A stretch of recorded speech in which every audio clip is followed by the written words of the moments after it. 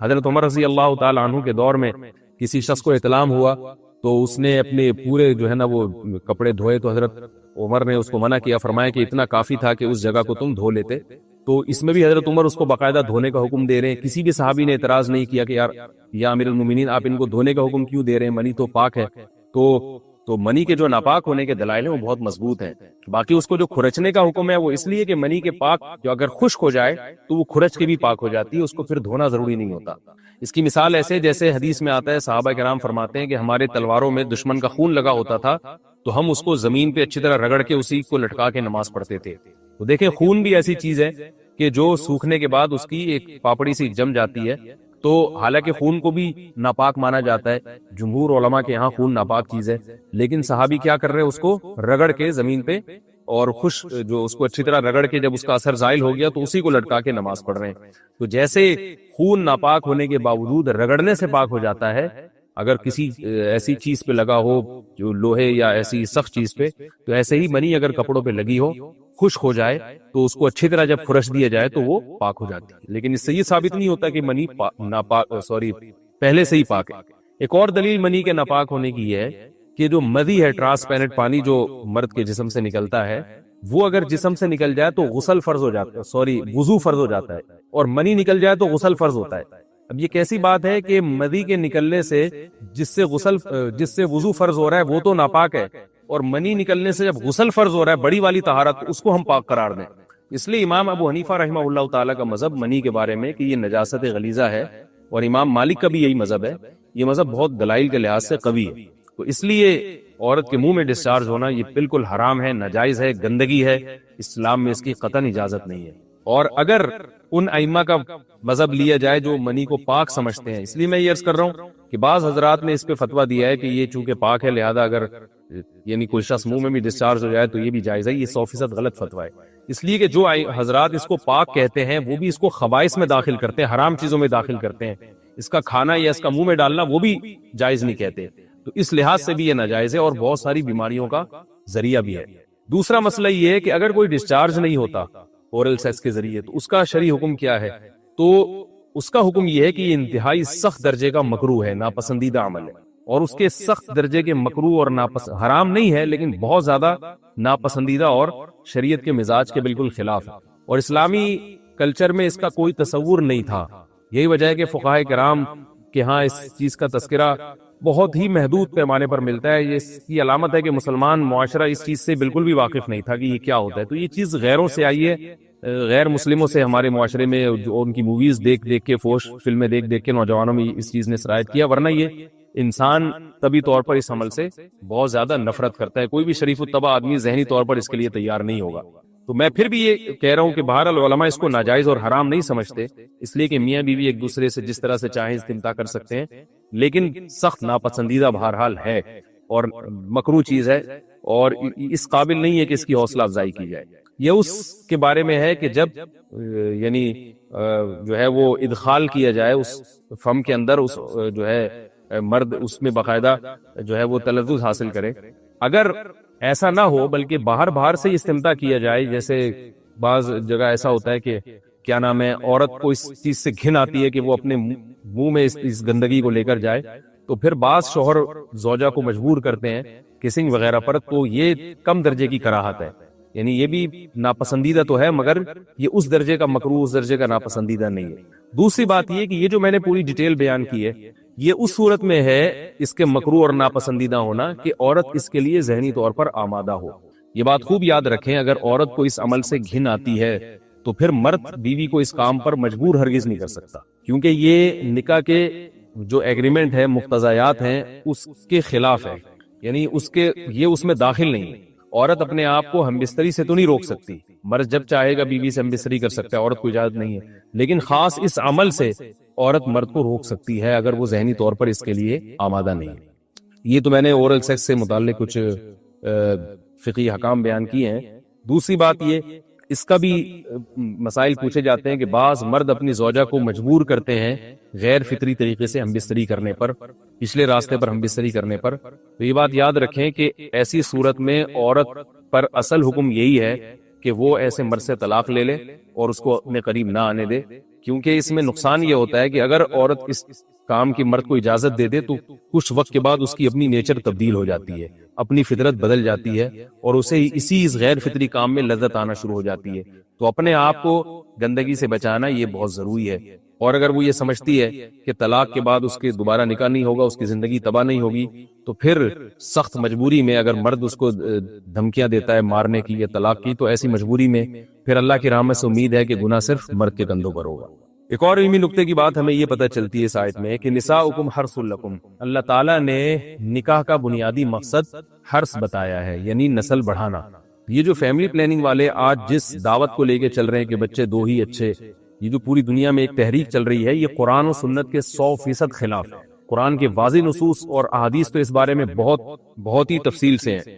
میری جو کتاب ہے ایک سے زائد شادیوں کی ضرورت کیوں، اس میں تقریباً 50 صفحے میں نے صرف اسی پر لکھے ہیں کہ اسلام نسل بڑھانے پر بہت زیادہ حریص ہے. اسلام چاہتا ہے کہ مسلمانوں کی نسل بڑھے، اور اس پر جو لوگوں کے اعتراض ہوتے ہیں کہ رزق کی تنگی ہوگی، تربیت نہیں ہو سکے گی، اس تحریر میں ان تمام باتوں کے جوابات ہیں. تو وہ تحریر پڑھی جا سکتی ہے. چونکہ یہاں اس تفسیر میں اتنا زیادہ وقت نہیں ہے کہ میں اس 50 صفحوں کی تحریر کا خلاصہ آپ کے سامنے بیان کروں، اس خلاصے میں بھی اچھا خاصا وقت لگ جائے گا. تو یہ جو باتیں کی جاتی ہیں کہ رزق کم پڑ جائے گا اور جو ہے وہ لوگ بھوکے مرنا شروع ہو جائیں گے اگر نسل بڑھے گی، یا بعض دفعہ یہ کہا جاتا ہے بچوں کی صحیح طرح سے تربیت نہیں ہو سکے گی، یہ سب غلط باتیں ہیں. یہ اس کو کہتے ہیں نقطہ بعد الوقوع، کہ ایک کام الٹا پہلے ہم نے کر لیا ہے، اب اس غلط کام کو صحیح کرنے کے لیے ہم بہانے تلاش کر رہے ہیں. تو یہ نسل مسلمانوں میں جو کم ہوئی ہے اس لیے نہیں ہوئی ہے کہ بچوں کی تربیت نہیں ہو رہی تھی، بلکہ یہ میڈیا کے ذریعے جو پروپیگنڈا ہوا ہے، اس پروپیگنڈے سے متاثر ہو کر 2 بچوں والی پالیسی پر لوگ آ رہے ہیں. اب جب آ رہے ہیں تو اس کے پھر جو ہے نا وہ اس کو صحیح کرنے کے، اپنے غلط کام کو صحیح کرنے کے لیے بہانے تلاش کیے جا رہے ہیں کہ بھئی تربیت نہیں ہو سکتی ہے، اس آمدن میں ہم گزارا نہیں کر سکتے. تو یہ سارے دلائل کا جواب آپ کو میری انشاءاللہ اس تحریر میں ملے گا. بہرحال ہم چونکہ مسلمان ہیں، قرآن کو مانتے ہیں، سارے دلائل ایک طرف اور قرآن و سنت ایک طرف. جب اللہ تعالیٰ نے ہمیں بتا دیا کہ نساؤکم حرث لکم، عورت کا بنیادی مقصد دیگر جیسے بہت سارے مقاصد ہیں، ان میں بہت بڑا مقصد کیا ہے کہ وہ نسل بڑھانے کا ذریعہ بنتی ہے. تو اس سے ہم بستری بھی اسی نیت سے ہونی چاہیے کہ تمہارے ہاں اولاد پیدا ہو، نہ یہ کہ اس نیت سے ہو کہ اولاد کو تم روکو. یہ دنیا کی محبت ہوتی کیا ہے؟ کل میرے سامنے میں لاہور میں جن کے یہاں ٹھہرا ہوا تھا نا، انہوں نے اپنا واقعہ بتایا کہ بہت غربت میں ان کا ٹائم گزرا ہوگا. انہوں نے بتایا کہ میری زوجہ نے اس شدید ترین غربت میں میرا بڑا ساتھ دیا، گھر میں کھانے کو روٹی نہیں. آج وہ بہت بڑے تاجر بن چکے ہیں. مجھے بڑا اچھا لگا یار، کوئی بیوی اتنا ساتھ دے رہی ہے غربت میں. کہہ رہے ہیں ایسا بھی ہوتا تھا کہ صرف روٹی ہے، اس کے ساتھ گھر میں سالن بھی نہیں ہے. تو یہاں تک نوبت آئی، کچھ بھی نہیں ہے، لیکن گھر والی نے کیا دیا. ایسا نہیں ہو کہ جیسے آج بعض خواتین جو بیان نہیں سن رہی، فوراً بھائی شوہر غریب ہو گیا تو خلا لے کے نکل لو پتلی گلی سے.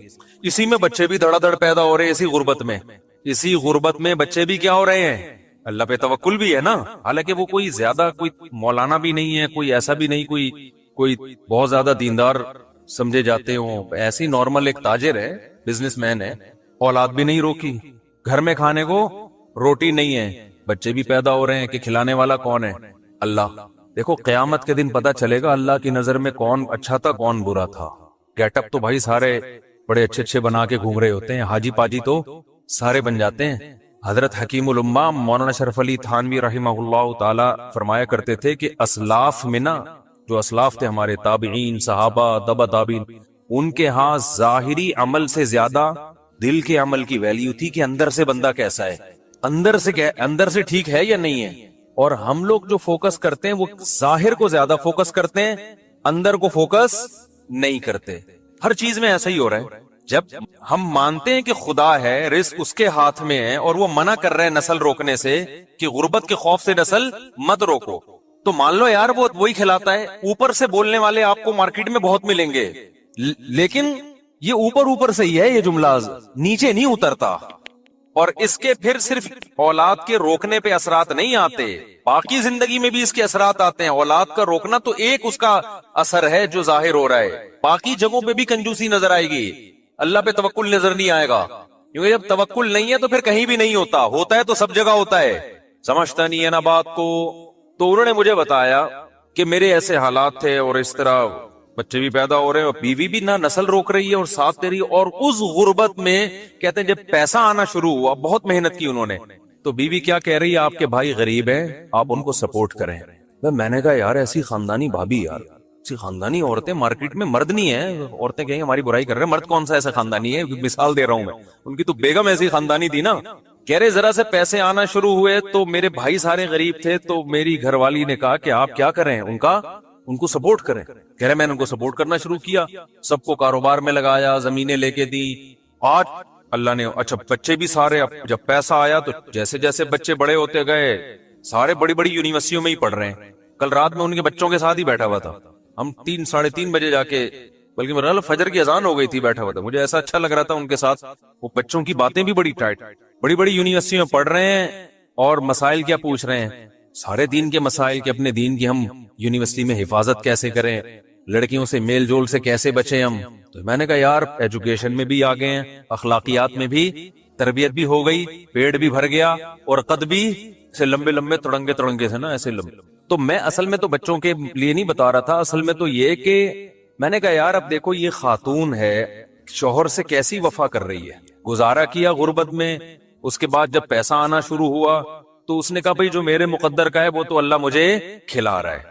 کہ بیگم کا بیان کیا تھا، انہوں نے خود بتایا کہ جو میرے مقدر کا ہے اللہ مجھے، بھئی جب پیسہ آتا ہے تو گھر میں لائف سٹائل تو اچھا ہو ہی جاتا ہے، تو ہمارا تو ہو ہی گیا نا بھئی، ہمیں تو اچھا مل رہا ہے، ایئر کنڈیشن بھی گھر میں لگ گیا، گھر بھی اچھا مل گیا. اب سپورٹ کس کو کریں؟ بھائیوں کو سپورٹ کریں.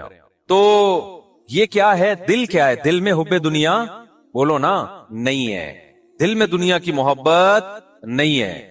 دل میں دنیا کی محبت ہوتی نا پہلے تو ان سے اولاد ہی پیدا نہیں ہونی تھی، کیونکہ یہ ہوس ہوتی ہے نا کہ سارا بچانا ہے ہم نے، مخلوق پہ خرچی کرنا. اور پھر جب یہ انسان اپنی اولاد نہیں پیدا کرتا کہ کھلانا پڑے گا، تو وہ شوہر کو مشورہ دے کہ دوسروں کی اولادوں پہ کھلاؤ. پھر انہوں نے بتایا کہ بہنوں کے ساتھ بھی تعاون اور وغیرہ وغیرہ، خاندان کے ساتھ بھی. اور مرد کا دل جب بیوی اس طرح کی باتیں کرے نا اتنا بڑا ہو جاتا ہے، وہ کہتا ہے یار میں پوری جائیدادیں اس کے نام کر کے جاؤں گا میں. یعنی مرد کا دل اتنا اللہ نے بڑا رکھا ہے. اگر آدمی کا بچہ ہو پجامہ نہ ہو، پجامے تو پھر مارکیٹ میں بہت گھوم رہے ہیں نا، انسان کا بچہ ہو نا تو وہ اتنا بڑا دل ہو جاتا ہے جب بیوی اس طرح کی باتیں کر رہی ہوتی ہے. تو آج کل تو ایک دوسرے کی دولت پہ نظر، شوہر بیوی کے مال پہ نظر رکھتا ہے، اس کو پوچھتا رہتا ہے تمہارے ابا کی وراثت گئی کہاں. اور بھائی یہ اس کا ہیڈیک ہے یار، اگر اس کو ملی بھی ہے تو تجھے کیا دلچسپی ہے کہ اس کے پاس بینک میں کتنے پیسے ہیں، اس کو ابا کی وراثت سے کیا ملا؟ تیرا لینا دینا نہیں ہے. تیری جو ذمہ داری ہے وہ تو نے پوری کرنی ہے نا. بھائی بیگم کروڑ پتی ہو یا ارب پتی ہو یا غریب ہو، آپ کے ذمہ جو نان نفقہ ہے، شریعت کہتی ہے اس نان نفقے کی کوالٹی اور کوانٹٹی پہ اس سے کوئی فرق نہیں پڑے گا. یہ اللہ نے عورت کو حق دیا ہے کہ اس کا ساری ذمہ داری کس پر ہے؟ شوہر پر ہے. چاہے وہ پیسہ ٹھیک ٹھاک ہو اس کے پاس، صرف ایک چیز پہ فرق پڑے گا کہ علاج اس کے پر ہوگا، کہ اگر اس کے پاس پیسہ ہے تو پھر اس کے اپنے پیسوں سے اس پر علاج لازم ہوگا. لیکن ہماری سوسائٹی میں مرد یہ بھی کر لیتے ہیں کہ نہیں بھائی چلو علاج بھی میں ہی کروں گا، اور اچھی بات ہے، کر لینا چاہیے. تو یہ ہے حب دنیا. اور اس قسم کی عورت جو ہے تو اس کا مطلب اس کا دل دنیا کی محبت سے بولو پاک ہے. پیسہ اچھا سب کو لگتا ہے، ہوس نہیں ہے پیسہ اچھا لگنا برا نہیں ہے، تو سب کو لگتا ہے اچھا، کیونکہ اس سے نعمتیں ملتی ہیں. اللہ نے دولت کو اپنا فضل کہا ہے قرآن کریم میں. ہوس الگ چیز ہے اور پیسے کی چاہت الگ چیز ہے. آج ہوس ہے، لالچ ہے، غیر اخلاقی طریقے سے کمانا، پٹورتے رہنا. میں آج کیا ہوتا ہے جو خواتین بیان نہیں سن رہی، جب وہ شادی ہو کے گھر میں آتی ہیں شوہر کے، تو ان کی خواہش ہوتی ہے کہ بھئی یہ بہنوں کو کیوں کھلا رہا ہے، یہ اپنے بھائیوں کو کیوں کھلا رہا ہے، یہاں تک کہ اپنی ماں کو کیوں کھلا رہا ہے، یہ اتنی ٹینشن. اور میں نے دیکھا ہے اپنی زندگی میں کیسے مرد کے دماغ کو ایسا قبضے میں کیا ہے کہ وہ کسی قابل نہیں رہا، وہ کہیں خرچے نہیں کرتا. اچھی بھی ہیں الحمدللہ، جیسے میں نے آپ کے سامنے ایک مثال دی ہے. اور مردوں میں بھی دونوں قسم کی بیماریاں پائی جاتی ہیں. عورت کے کما رہے ہیں بیگم سے کہ تم کما کے لاؤ. یہ بات تو میں بار بار کہتا ہوں، شدید مجبوری نہ ہونا میرے بھائی. اپنے خاندان میں اپنے نسلوں میں یہ رسم چھوڑ کے جاؤ، ان کو یہ پاور کرا دو کہ ہمارے خاندان میں مرد کماتے ہیں، عورتیں کھاتی ہیں. بولو ہماری پرمپرا ہے یہ، ہم اس کو چینج نہیں کر سکتے. ہمارے خاندانی رواج ہے بھائی، ہمارے یہاں عورتیں نہیں کماتی. یہ سیکھ لو، یہ کیا کر لو. میں کبھی نہیں دعویٰ کرتا کہ میں جو باتیں کرتا ہوں میرا بھی 100% عمل ہے اس پہ. میں تو اللہ سے دعا کرتا ہوں اللہ جو باتیں کر رہا ہوں مجھے اس پر عمل کی توفیق دے. میں تو بار بار کہتا ہوں بھائی میں آپ لوگوں کو کوئی نصیحت کرتا ہوں اس نیت سے کہ مجھے بھی اللہ عمل کی توفیق دے. لیکن کچھ باتیں بتانی پڑتی ہیں تاکہ آپ کو یہ نہ لگے کہ یار یہ پھینک رہا ہے لمبی لمبی نا. جب اس پر آزمائش آئے گی نا تو پھر دیکھیں گے ہم. اللہ بچائے ہمیں آزمائشوں سے. میں نے بتایا مجبوری کے حکام تو الگ ہے. اب قحط پڑا ہوا ہے تو پھر تو بیگم جاب کر رہی ہے، مرد کی جاب نہیں، وہ تو ایک مجبوری ہے نا. भीख मांगने से तो बेहतर है कि कोई तो कमा ले। तो मेरे तो आमदन भी बिल बहुत कम थी और मेरे 3 घर थे, अरसे से तो मेरे 3 ही चले आ रहे हैं ना। तो आपका क्या ख्याल है, मुझे जरूरत नहीं पड़ी होगी इतने बच्चों को पालने के लिए कि बेगम को मैं इजाजत दे दूं भाई, और जॉब भी कहाँ, मदरसे में पढ़ाने की, स्कूल में पढ़ाने की। मैंने कहा ना, मदरसे में पढ़ाना है तो भाई फ्री पॉकेट में।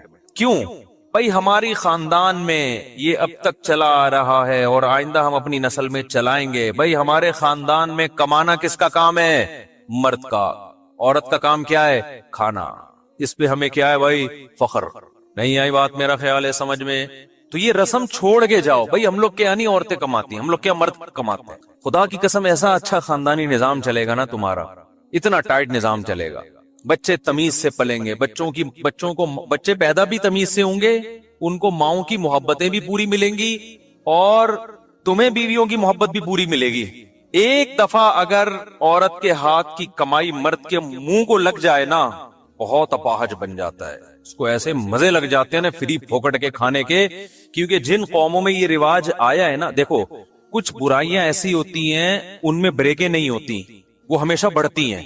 मिसाल के तौर पर अभी जापान के बारे में रिपोर्ट आई कि नस्ल खत्म होते होते जापान का दिवालिया होने वाला है। अभी रिपोर्ट ही है जापान में, पता है आपको, उनके बच्चे पैदा होना खत्म हो गए ना, तो अब बुड्ढे बुड्ढे बुड्ढे वो इतने तंग आए हुए हैं जापानी। स्वीडन का सदर तो एक दफा तकरीर में रो पड़ा था कि हमारे यहाँ बुड्ढे बुड्ढे हो रहे हैं। वो तो कोरोना ने कुछ फजल किया, बहुत सारे बूढ़ों को शार्ट कर दिया, वरना तो वो पागल हो गए थे कि भाई कोई कमा तो रहा नहीं है, सारे खा ही रहे हैं बैठ के। तो वो बाहर से लोगों को बुलाते हैं, लेकिन उनकी अपनी कौमें खत्म हो रही हैं।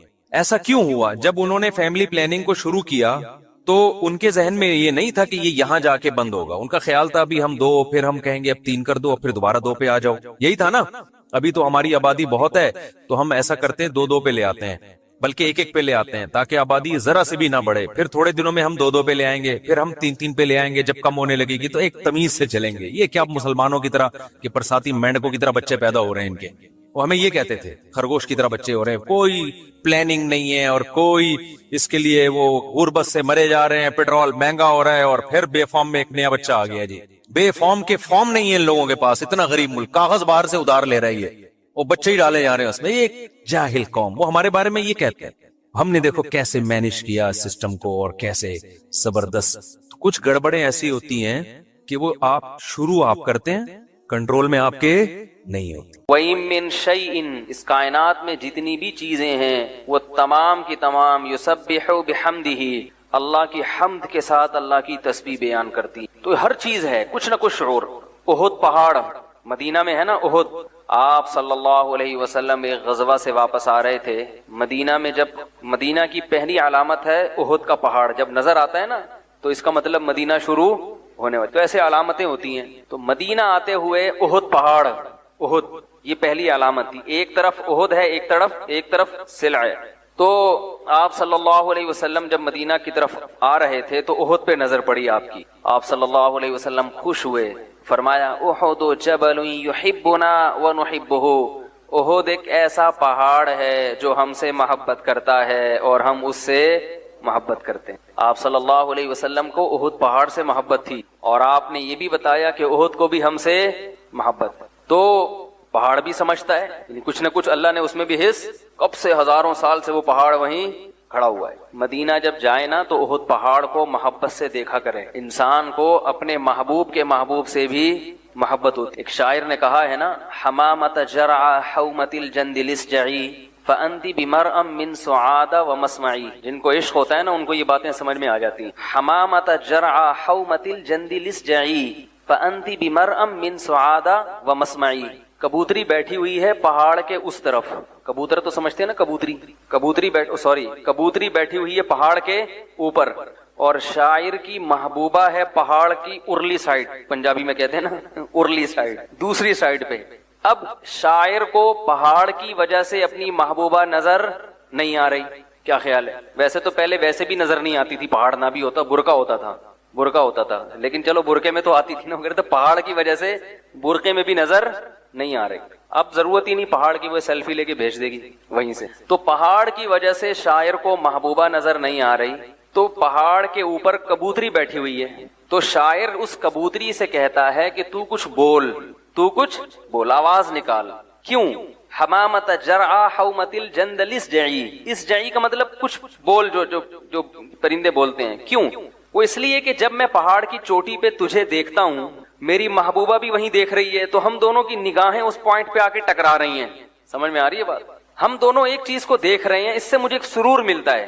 تو جب تو بولے گی تو ہماری سماعتیں بھی ایک پوائنٹ پہ آ کے ٹکرائیں گی. بہت گہری بات ہے. جن کو عشق محبت سے کبھی واسطہ پڑا ان کے سمجھ میں آئے گا. یہ ٹھرکی ہوتے ہیں نا عاشق معاشق جو ہیں، ان کی کوئی لاجک نہیں ہوتی. تو کہہ رہے ہیں جب تو بولے گی تو میں جس چیز کو سن رہا ہوں گا، میری سماعت جہاں جا رہی ہوگی، محبوبہ کی سماعت بھی، تو یعنی ابھی تو ہماری نگاہیں یوں آ کے ٹکرا رہی ہیں، تو ہماری سماعتیں بھی یوں آ کے ٹکرائیں گی. یہ تیرے بولنے پر موقوف ہے. تو بولے گی تو ہماری سماعتیں ٹکرائیں گی. یہاں پہ بول. تو محبت کے اصول نہیں ہوتے نا. تو رسول اللہ صلی اللہ علیہ وسلم سے جس کو محبت ہوگی، اسے جیسے مدینہ سے محبت ہوگی، ایسے ہی احد پہاڑ سے بھی محبت ہوگی. احد پہاڑ سے بھی محبت ہوگی. تو کتنی بڑی بشارت ہے. احد جب ہمارے حضرت یہ حدیث بڑے مزے لے لے کے پڑھا کرتے، بھائی بیٹھ جائیں، بڑے مزے لے لے کے پڑھا کرتے تھے. احد جبل یحبنا ونحبہ، احد وہ پہاڑ ہے جو ہم سے محبت کرتا ہے اور ہم اس سے محبت کرتے ہیں. بہت مزہ آتا تھا ہمارے حضرت کو یہ حدیث پڑھنے میں. تو جیسے چیزوں کو محبت ہو جاتی ہے، جیسے انسانوں کو دیواروں سے محبت ہو جاتی ہے نا، تو دیواروں کو بھی ہو جاتی ہے، لیکن اس کی کیفیت کیا ہے وہ اللہ ہی بہتر جانتا ہے. ظاہر ہے ہم تو بے جان چیزیں نہیں ہیں جو ہمیں احساس ہو، جو ہمیں اندازہ ہو. میں وزیر آباد میں تھا نا، تو 3 طلاق کے مسئلے پر بڑی بحث ہوئی وہاں پہ. میں نے پورا مسئلہ ریکارڈ کروایا کہ 3 طلاقیں 3 ہی ہوتی ہیں. تو کسی نے مجھے کہ اہل حدیث کا فتویٰ لا کے دکھایا، اس میں یہ لکھا ہوا تھا کہ بھائی اب یہ پرانا دور ہے، اب تو لوگوں کو قرآن و حدیث سمجھ میں آنا شروع ہو گیا ہے. تو ان کے الفاظ یہ تھے ان عالم کے کہ دیکھو اب تو مصر میں بھی قانون بن گیا کہ 3 طلاقیں 1 ہوں گی، اور اب تو سوڈان میں بھی قانون بن گیا ہے 3 طلاقیں 1 ہوں گی، اب تو فلاں ملک میں بھی قانون بن گیا ہے 3 طلاقیں 1 ہوں گی. تو وہ بڑے متاثر ہو کہہ رہے ہیں یار مفتی صاحب، یہ اتنے بڑے بڑے ملک 3 طلاق کو ان کی عدالتیں 1 کر رہی ہیں، پرانا قانون ختم کر کے نا 3 طلاق 3 والا ختم کر کے 1 پہ لا رہی ہیں، تو یہ سارے بیوقوف تو نہیں ہیں. میں نے کہا انہی کی اس بات میں ان کی دلیل کا جواب ہے. یہ کہہ رہے ہیں مصر میں 1965 میں 3 طلاق کو 1 قرار دیا گیا، حالانکہ مصر میں اسلام 1965 میں آیا ہے، حضرت عمر کے دور میں آیا ہے. یہ تو تبدیلی کے لفظ ہیں کہ قانون تبدیل کیا گیا. اس کا مطلب 1965 تک مصر میں 3 طلاقیں کتنی تھیں؟ 3 تھی. یعنی 1300 سال تک عدالتوں میں یہ حکم رہا ہے 3 ہوں گی. 1300 سال کے بعد والا مصر اچھا ہے. 1300 سال تک مصر کے علماء عدالتیں گھاس کھا رہی تھی بیٹھ گئے. یعنی جس پہ لوگ سبحان اللہ سبحان اللہ کہہ رہے تھے نا اس فتوے پر، یار بڑا زبردست مفتی صاحب نے فتویٰ دے دیا نا، وہ جو اہل حدیث عالم تھے کہ یار مصر نے بھی، یہ پاکستان اور بر صغیر اور انڈیا پاکستان کے یہ دیوبندی وہاں بڑے یہ لوگ ہیں جو ٹس سے مسنی ہوتے ہیں، اندھے مقلد ہیں. باقی تو براڈ مائنڈڈ حکومتیں ہیں، قرآن و حدیث پر فیصلہ کر رہی ہیں. وہ ابے یہ براڈ مائنڈڈ حکومتیں ہیں. آج آ رہا ہے اسلام یہاں پہ. سوڈان میں آج اسلام آیا ہے. کہہ رہے سوڈان میں بھی 1955 میں کر دیا یا 65 میں کر دیا. میں نے کہا سوڈان میں اسلام کب آیا ہے؟ اس وقت تک تو 3 تھی، اب جا کے کیا ہو رہی ہیں؟ 1 ہو رہی. یہ خود اس فتوے کے غلط ہونے کی دلیل ہے. کوئی غیر مسلم اسلام قبول کرے گا، بولے گا 1200 سال سے گھاس کھا رہے تھے کیا؟ اب تمہاری سمجھ میں قرآن و حدیث آیا ہے؟ نہیں آئی میرا خیال ہے بات سمجھ میں. 1200 سال سے کیا کھا رہے تھے تمہیں یہ نہیں پتا تھا طلاقیں 3 ہوتی ہیں کہ 1 ہوتی ہے؟ اور ہمیں کہتے ہیں دیوبندی یہ ایسے کرنے، فلانے ایسے کرنے. ابھی ایک اور مولانا صاحب ہیں جنہوں نے میرے خلاف کلپ بنایا تھا نا، انار والا، جو میں نے رجوع کیا تھا یہ حدیث مجھ سے بیان کرنے میں غلطی ہوگی. انہوں نے پھر 3 طلاق پر بنایا کہ دیوبندی کہتے ہیں 3 کتنی ہوتی ہیں؟ 3 ہوتی ہیں. پھر سعودیہ کے مفتیوں کے حوالے دیے 3 1 ہوتی ہیں. کس قدر خیانت کر رہے ہو یار آپ. دیوبندی 3 کو 3 نہیں کہتے، سارے صحابہ 3 کو 3 کہتے ہیں، تابعین 3 کو 3 کہتے ہیں، چاروں امام 3 کو 3 کہتے ہیں، امام بخاری 3 کو 3 کہتے ہیں. مگر ان کی ٹھڑک دیکھو آپ دیوبندیوں کے خلاف. جہاں کسی دیوبندی کو ذلیل کرنے کا موقع ملتا ہے نا، نام کس کا لیتے ہیں؟ دیوبندی. ایسا کہہ رہا ہوں، نیچے بھی سارے انہی کے مکھنچو اندھے مقلد کہہ رہے ویل ڈن زبردست. دیوبندی 3 کو 3 اس لیے نہیں کہتے کہ وہ دیوبندی ہیں، اس لیے کہتے ہیں کہ عبداللہ بن عباس 3 کو 3 کہتے ہیں، عبداللہ بن مسعود 3 کو 3 کہتے ہیں، حضرت عمر 3 کو 3 کہتے ہیں، حضرت عثمان 3 کو. سارے صحیح سندوں سے ثابت ہیں. ایک سند پر بھی غیر مقلد یا اہل حدیث حضرات اعتراض نہیں کر سکتے اس کی. حضرت علی کو تو کسی نے کہہ دیا کہ ان کی طرف نسبت کر دی کہ آپ نے 3 کو 1 کہا، وہ تو غضبناک ہو گئے. اتنی واضح. امام احمد بن حنبل تو کہتے ہیں جو 3 کو 3 نہ مانے وہ اہل سنت والجماعت میں ہے ہی نہیں. امام بخاری کے استاد ہیں امام احمد بن حنبل. لیکن اپنی ٹھڑک پوری کرنے کے لیے نا چند سعودیہ کے 1-2 مفتیوں کا حوالہ دے دیا. اور جو سعودیہ کے جو بڑے بڑے مفتیان کرام جن کا جو فقہ حنبلی کو فالو کرتے ہیں، امام احمد بن حنبل کی رائے کو فالو کرتے ہیں، وہ سارے ایک طرف. تو چند لوگوں کا جو ان کی رائے کے موافق تھے وہ حوالہ دے کے سارا نزلہ کس پہ گرایا جا رہا ہے؟ دیوبندی ایسا کرتے ہیں، دیوبندی ایسا کرتے ہیں، فلانے ایسا کرتے ہیں. تو لوگوں نے بھی برا بلا کہا ہوا ہے. یہ منجن بک رہا ہے. یہ کیا ہو رہا ہے مارکیٹ میں میرے بھائی؟ بولو مذہب کے نام پہ فرقہ پرستی کی مخالفت کے نام پہ منجن بک رہا ہے, ٹھیک ہے نا. فرقہ پرستی کی مخالفت کے نام پہ کیا بک رہا ہے؟ منجن. میں ایک دفعہ ٹیلی ویژن چینل میں گیا, انہوں نے کہا کہ دیکھیں قرآن حدیث میں تو 3 طلاقیں ایک ہوتی ہیں, حنفی لوگ کہتے ہیں کہ 3 ہوتی ہیں. میں نے کہا یہ آپ کی غلط نہیں ہے, قرآن حدیث میں بھی 3 ہوتی ہیں. اسی وجہ سے حنفیہ بھی کہتے ہیں کہ 3 کتنی ہوتی ہیں؟ 3. اور اسی وجہ سے شافعی بھی کہتے ہیں کہ 3 کتنی ہوتی ہیں؟ 3. اسی وجہ سے مالکی بھی کہتے ہیں کہ 3 کتنی ہوتی ہیں؟ 3. اسی وجہ سے حنبلی بھی کہتے ہیں کہ 3 کی. سارے چاروں اماموں نے اپنے اپنے طور پہ ریسرچ کی ہے, سب ایک ہی ریزلٹ پہ پہنچے ہیں. اب سعودی عرب کی عدالتوں نے بھی 3 کو ایک کر دیا ہے. رپورٹیں آ رہی ہیں, ابھی مستند خبر نہیں ہے, لیکن یہ کب کیا ہے؟ سن 2022 میں یا 21 میں. سعودیہ میں اسلام سن 2021 میں آیا, 22 میں آیا؟ بولو.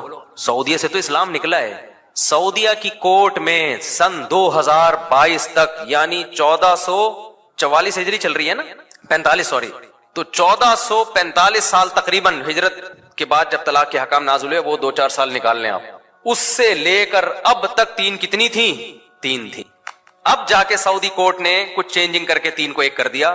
کون سے سعودیہ کو مانو گے؟ 15ویں صدی والے سعودیہ کو, یا جو 1400 سال سے سعودیہ میں اسلام آیا وہ والے مانو گے؟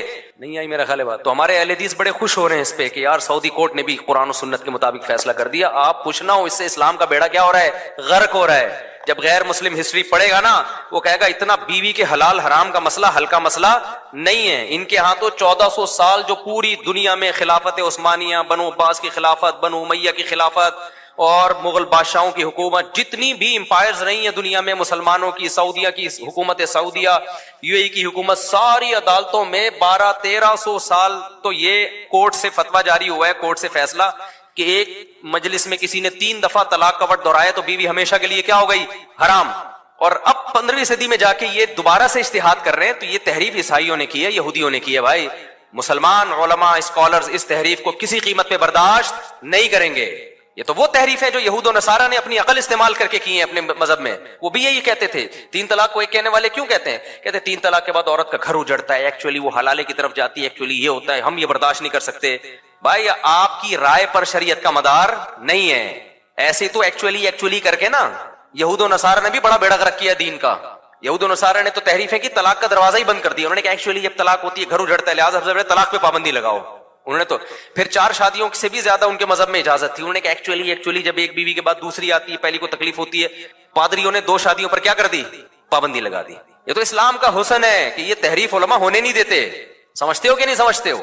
علماء یہ تحریف نہیں ہونے دیتے. وہ آواز اٹھاتے بولتے ہیں ہم نہیں مانیں گے اس تحریف کو. بھائی قرآن آج تھوڑی آیا, صدیوں سے جو آ رہا ہے, اور اسی وجہ سے ہم چاروں اماموں کی اتباع کا حکم دیتے ہیں تاکہ آپ ٹریک سے ہٹے نہیں. قرآن و سنت کے نام پہ آپ کو کوئی بھی منجن بیچ کے نا ٹریک سے ہٹا دے گا. اس وجہ سے ہم اس کی پابندی کا حکم دیتے ہیں کہ اس کو پکڑ کے رکھو. سمجھتے ہو بات کو؟ میرے موضوع سے ہٹ رہا ہوں میں, لیکن وہ بات چل رہی تھی نا کہ آپ کے مطلب کی دلیل تھوڑی دی جائے گی. دلیل وہ دی جائے گی جو جس کے تصور سے کسی دوسری چیز کا تصور لازم آ رہا ہے. اور کہیں بھی قرآن میں نہیں ہے 3 طلاقیں ہوتی ہیں, کہیں بھی حدیث میں نہیں ہے. یہ مسئلہ میں اس لیے بار بار ریپیٹ کرتا ہوں کہ لوگ آج کل دے رہے ہیں طلاقیں, اور طلاقیں دینے کے بعد پھر وہ باتیں کر رہے ہوتے ہیں, فلاں سے فتویٰ لے آؤ, فلاں سے فتویٰ لے آؤ. زبانوں پہ کنٹرول کرو میرے بھائی.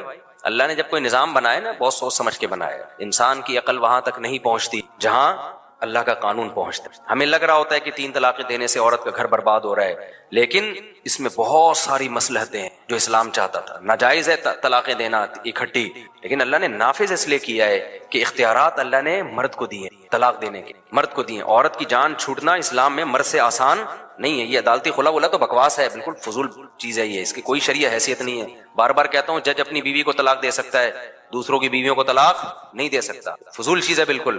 کچھ دن پہلے ایک بہت بڑے جج سے میری ملاقات ہوئی, میں نے کہا یہ بکواس ہے, یہ فضول ہے, یہ طلاق ولا کے جو آپ لوگ دے رہے ہو نا کورٹ میں بیٹھ گئے. بڑے جج تھے, تو تھوڑی سی بحث بھی ہو رہی تھی ان سے میری. وہ کہہ رہے ہیں ایکچولی نہیں ہوتا. آپ بول دو یہ اسلام نہیں ہے, یہ پاکستان کا قانون ہے, اسلام کا لیبل نہیں لگا ہوا, اسلام کا لیبل نہیں لگاؤ. یہ کوئی نہیں ہوتا ایکچولی. جس کی بیوی ہے وہی سالہ طلاق دے سکتا ہے, اس کے علاوہ کوئی نہیں دے سکتا. جج نہیں دے سکتا طلاق, چند صورتوں کے علاوہ. وہ میں بار بار بتاتا رہتا ہوں. بے تحاشا مار پیٹ, بالکل ہی نان نفقہ بنیادی نہیں دے رہا, نہ رکھ رہا ہے نہ چھوڑ رہا ہے. بعض لوگ شادی کر کے نکل گئے باہر, 4-4 سال بیوی کو پتہ ہی نہیں ہے. بیوی رابطہ کر رہی ہے, بھائی یا تو مجھے رکھو یا چھوڑو, کچھ کرو. کہنے نہ چھوڑوں گا نہ رکھوں گا. یہ سچویشن میں پھر شریعت نے کچھ رائٹس دیے عدالت کو. نارملی یہ بولو نہیں ہوتا. تو خیر, اب ایکچولی کر لو گے تو اس میں بہت کچھ ہونا شروع ہو جائے. وہ یہی کہتے ہیں کہ ہمارے ہاں بعض مذہبی اسکالرز ایسے ہیں کہ یونائٹڈ نیشن جن اصولوں کو سامنے رکھ کے قانون سازی کرتی ہے نا، وہ ان اصولوں کو سامنے رکھ کر اسلام کے قانون میں تبدیلی کر رہے ہیں کہ دیکھیں ایکچولی اسلام تو ایک وسیع مذہب ہے، اسلام تو چاہتا ہے ایکچولی سب کے ساتھ اچھا ہو، تو ایکچولی اگر ہم عورت کے اختیارات بڑھا دیں تو سوسائٹی میں کیا ہوگا، اس پہ ظلم نہیں ہوگا۔ بھائی یہ پھر یونائٹڈ نیشن کی تقریریں ہیں، ٹھیک ہے نا۔ اسلام جو 1400 سال پہلے آیا اور اسلام نے عورت کے فائدے کے لیے قانون بنایا۔ بعض دفعہ ایک پہ ظلم ہو رہا ہوتا ہے لیکن بہت سی محفوظ ہو رہی ہوتی ہے۔ سب سے بڑی حکمت یہ کہ جب مرد کو پتا ہوتا ہے نا میں جب تک نہیں چھوڑوں گا جائے گی نہیں، وہ اس کو اپنا سمجھتا ہے، جائیدادیں اس کے نام کرے گا، اس کے لیے پراپرٹی بنائے گا، وراثت کوشش کرے گا۔ جب پتا ہے کہ کسی بھی وقت مارکیٹ سے یہ کیا ہو سکتی ہے، شارٹ، پھر اس کا گرل فرینڈ بوائے فرینڈ والا رشتہ اور کوئی رشتہ نہیں ہے، کبھی بھی جا سکتی ہے، تو چھوڑو، ٹائم پاس کرو، زیادہ فری کرانے کی ضرورت نہیں ہے جیسے کہ گورے کرتے ہیں۔ تو یہ میں جلدی سے ایک آخری اور مثال دے دوں۔ اسی طرح آج کل اس پہ بھی لوگ بہت خوش ہو رہے ہیں کہ سعودی عرب میں 8 رکعت تراویح کر دی، 10 رکعت تراویح کر دی ہے، اور دیکھو قرآن و سنت کے مطابق انہوں نے تراویح کو بھی کیا کر دیا، سمیٹ دیا، قرآن و حدیث پہ آ گئے ہیں۔ یہ بہت بڑا لطیفہ ہے میرے، یہ کیا ہے، اس لطیفے پہ ہنسو۔ سیدنا عمر بن خطاب نے جو تراویح شروع کی تھی نا، اس وقت سے لے کے آج تک خود سعودیہ کے علماء کی کتابیں ہیں جو میں آپ کو تحریر دکھا سکتا ہوں، وہ کہتے ہیں ایسا ایک دفعہ نہیں ہوا کہ مسجد حرام اور مسجد نبی میں 20 رکعت سے کم ہوئی۔ سمجھ میں آ رہی ہے بات کہ نہیں آ رہی؟ ایک 1400 سال کوئی کم، بڑی بڑی حکومتیں چینج ہوئی ہیں، بنو امیہ کی خلافت آئی، پھر بنو عباس کی خلافت آئی، پھر خلافت عثمانیہ آئی، پھر حکومت سعودیہ آئی، وہاں بھی چینج نہیں ہوا۔ اب جا کے اگر چینج ہو رہا ہے بھائی، یا تو آپ قرآن حدیث سمجھنے میں کیا کر رہے ہو، غلط کر، آپ کی ایک رائے ہے، آپ اس رائے کو قرآن و سنت قرار دے کر پوری امت پہ تھوپ رہے ہو۔ آپ، میں سمجھا پا رہا ہوں اپنی بات؟ جو تہجد والی حدیث ہے جس کا تراویح سے تعلق نہیں ہے، آپ کی ایک رائے ہے کہ وہ تراویح سے متعلق ہے، آپ کی رائے ہے، ہو سکتا ہے رائے میں اختلاف، لیکن آپ اپنی رائے پوری امت پہ کیسے تھوپ رہے ہو میرے بھائی؟ حرمین تو مرکز ہے پوری امت کا، یہاں وہ چلے گا جو پوری امت کا مذہب ہوگا، جو 99% امتیوں کا مذہب ہوگا۔ 99% اس امت میں فالوورز جو ہیں وہ حنفی، شافی، مالکی، حنبلی ہیں، 99%۔ اہل سنت والجماعت کی بات کر رہا ہوں، ان میں 99% ان چاروں کے فالوورز ہیں۔ تو آپ وہ 99% کی رائے کا احترام نہیں کر رہے، مرکز میں جو مسلمانوں کا کیا ہے، مرکز ہے، اور چند لوگوں کی رائے آپ نے کیا کر دی، مسلط کر دی۔ اس سے اسلام کا امیج دنیا میں خراب ہوگا۔ لوگ کہیں گے یار ان کو ابھی یہی نہیں پتا رمضان میں کتنی رکعتیں با جماعت پڑھنی چاہیے، وہی ان کو قرآن اب سمجھ میں آ رہا ہے۔ تو اس سے امت ٹوٹے گی، جڑے گی نہیں امت، اس سے اعتراضات پیدا ہوں گے، لوگوں کو اسلاف سے اعتماد ہی ختم ہو جائے گا۔ اور یہ ہو رہا ہے، خود سعودیہ کے جو اس طرح کے متشدد علماء ہیں نا، جو سلفیت میں متشدد ہیں، میں آپ کو یقینی بات بتاؤں، اندر کی خبر ہے کہ ان میں جو متشدد کی بات کر رہا ہوں، ہر سعودی عالم کی بات نہیں کر رہا، انہوں نے ائمہ اربعہ سے لوگوں کا اعتماد ہٹایا نا، قرآن حدیث کر کے لوگوں کا ان پہ سے اعتماد اٹھ رہا ہے۔ اب یونیورسٹیوں میں وہاں ماحول یہ بن رہا ہے کہ جب امام احمد بن حنبل کی تقلید فرض نہیں ہے تو بن باز کی تقلید کہاں سے فرض ہو گئی؟ پھر ہماری جو سمجھ میں آئے گا وہ کبھی کسی غامدی صاحب جیسے کسی اسکالر کی کتاب پڑھ رہے ہوتے ہیں۔ ابھی دیکھو نا، حج کا خطبہ بھی بڑی کوئی متنازع قسم کی شخصیت سے دلوایا گیا سعودی عرب میں، تو اب وہ تو پھر آزادی ہے بھائی۔ آپ نے خود ایسا ذہن بنا دیا لوگوں کا، لوگ کہہ رہے جب نہیں ہے تو پھر کسی کی بھی نہیں ہے نا، صحیح ہے نا، پھر ان کی کیوں فرض ہے؟ تو اب لوگ کیا ہو جائیں گے، آزاد۔ اور کل ایسا بھی ہوگا کہ ہو سکتا ہے تراویح ہی غائب ہو جائے مارکیٹ سے، کیونکہ یہ تراویح ہے ہی نہیں۔ جو غامدی صاحب کی رائے ہے نا، وہ کہتے ہیں یہ تراویح کیا ہے، اس طرح سے کوئی نماز ہی نہیں، تو نتیجہ ہو سکتا ہے کہ سعودی عرب میں ہم رمضان میں جائیں اور تراویح کی نماز ہی ہمیں نہ ملے وہاں پہ، یہ بھی پاسبل ہے۔ کہتے ہیں کہاں سے؟ ابھی یہ رائے ابھی تک چلی نہیں ہے لیکن چل جائے گی مارکیٹ میں۔ چلنے میں جب آپ ایک دفعہ ہٹ گئے تو پھر میدان کیا ہے، بولو، کھلا میدان۔ خیر، کون سے پرانے دکھڑے لے کے ہم بیٹھ گئے۔ تو مسئلہ کیا ہے؟ مسئلہ یہی ہے، اس سے بہت سارے مسئلے حل ہوتے ہیں، سمجھ رہے ہو؟ یہ جو باطل فرقے ہم سے مطالبے کرتے رہتے ہیں، میں بار بار ایک مسئلے کو چھیڑتا ہوں، اسی مناسبت سے آج چھیڑ لوں گا۔ اکثر ایک سوال پوچھا تھا، قضاء عمری کی کیا دلیل ہے اسلام میں؟ اتنی ساری نمازیں قضا ہو جائیں، 10 سال کی نمازیں قضا ہو جائیں تو نمازیں ساری پڑھنا ضروری ہیں، کوئی حدیث لے کر آؤ۔ اکثر مطالبہ کر رہے ہوتے ہیں نا آج کل کے اسکالر، آپ نماز کے بعد مل لیں بھائی۔ تو مسئلہ کیا ہے؟ مسئلہ یہی ہے، اس سے بہت سارے مسئلے حل ہوتے ہیں، سمجھ رہے ہو؟ یہ جو باطل فرقے ہم سے مطالبے کرتے رہتے ہیں، میں بار بار ایک مسئلے کو چھیڑتا ہوں، اسی مناسبت سے آج چھیڑ لوں گا۔ اکثر ایک سوال پوچھا تھا، قضاء عمری کی کیا دلیل ہے اسلام میں؟ اتنی ساری نمازیں قضا ہو جائیں، 10 سال کی نمازیں قضا ہو جائیں تو نمازیں ساری پڑھنا ضروری ہیں، کوئی حدیث لے کر آؤ۔ اکثر مطالبہ کر رہے ہوتے ہیں نا آج کل کے اسکالر کہ کیا دلیل ہے بھائی 10 سال؟ بھائی ہمارے ذمہ دلیل پیش کرنا ہے۔ آپ نے ہم سے کہا نا کہ حدیث لے کر آؤ، ہر مسئلے پر حدیث نہیں ہوتی ہے۔ حدیث میں اصول ضابطہ بیان کر دیا، البینۃ علی المدعی والیمین علی من انکر، جو دعویٰ کرے گا دلیل اس کے ذمہ ہے، یہ حدیث میں آ گیا۔ تو ہم یہ تو ثابت کر دیں گے عقل سے کہ مدعی آپ ہو، دعویٰ کرنے والے ہم نہیں ہے. مدعی آپ کیسے ہو؟ اسلام میں ہمیں یہی ملتا ہے کہ جب نماز قضا ہوئی ہے، چاہے جان کر قضا ہوئی، نبی کی سیرت سے ہمیں یہی ملتا ہے. نبی کی 4 نمازیں قضا ہوئی میدان جنگ میں، کیونکہ اس وقت جنگ میں کیسے نماز پڑھنی ہے یہ حکم نازل نہیں ہوا تھا. 4 نمازیں قضا ہوئی ہیں تو نبی نے پہلے ان کی قضا پڑھی ہے پھر استغفار. تو آپ کی نماز جان کر قضا ہو، بھولے سے قضا ہو، 4 ہوں یا 4000 ہوں، اس فرق پر آپ کے پاس کوئی دلیل نہیں ہے. اب دلیل آپ کے ذمے ہے کہ اگر 4 نمازیں قضا ہوں تو پڑھی جائیں گی، 4000 قضا ہوں تو نہیں پڑھی جائیں گی. اس کی کیا دلیل ہے آپ کے پاس؟ اس پر کیا حدیث ہے آپ کے پاس؟ یہ تو آپ نے جرم کیا نا، 10 سال نمازیں چھوڑی ہیں.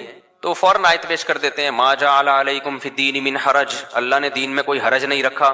سوال پیدا ہوتا ہے اس کی کیا دلیل ہے کہ اس میں حرج ہے؟ 10 سال کی نمازیں کسی پر لازم کرنے میں حرج ہے؟ کہاں حرج ہے بھائی؟ ہم 10 سال کی نمازیں یہ تھوڑی کہہ رہے ہیں کہ ایک دن میں پڑھو، ہم کہہ رہے ہیں 10 سال کی نمازیں 10 سال میں پڑھو. آپ اب بھی حرج ہے کیا؟ اپنی طرف سے چیزیں بناتے ہیں. آج کل مارکیٹ میں چائنا کا مال بہت بک رہا ہے مذہب کے نام پہ. تو اجماعی مسئلہ ہے یہ کہ اگر نماز قضا ہو گئی چاہے 10 سال ہو 20 سال ہو، آپ کو وہ توبہ کے ساتھ وہ قضائے عمری بھی کرنی پڑی. اجماعی مسئلہ ہے، جو اجماع کے خلاف جاتا ہے دلیل اس کے ذمہ ہوتی ہے. اسی طرح عورتوں مردوں کی نماز کا فرق جو میں بتاتے رہتا ہوں، اجماعی مسائل ہیں یہ کہ عورتیں سمٹ کے نماز پڑھیں گی. اب جو اجماع کے خلاف جائے گا دلیل اس کے ذمہ ہے کہ وہ پیش کرے کہ عورت کے بارے میں الگ سے حدیث پیش کرے کہ نہیں عورت بھی مردوں کی طرح نماز پڑھے گی. جب تک حدیث نہیں ہے تو اجماع سے یہ بات ثابت ہے کہ کیسے پڑھے گی، سمٹ کے نماز پڑھے گی. تو اور بھی ایک میں نے بتایا تھا نا گاؤں میں جمعہ نہیں ہوتا، بتایا تھا نا مسئلہ. ایک اہل حدیث عالم ہے، انہوں نے میرے خلاف ایک کلپ ریکارڈ کروا دیا فوراً. میں نے اس پہ دلیل بھی دی تھی کہ گاؤں میں جمعہ نہیں ہوتا. کیوں؟ صحیح حدیثوں میں یہ مضمون ہے کہ نبی صلی اللہ علیہ وسلم کے پیچھے صحابہ کرام گاؤں دیہاتوں سے باریاں لگا کے جمعہ پڑھنے آیا کرتے تھے مدینہ میں.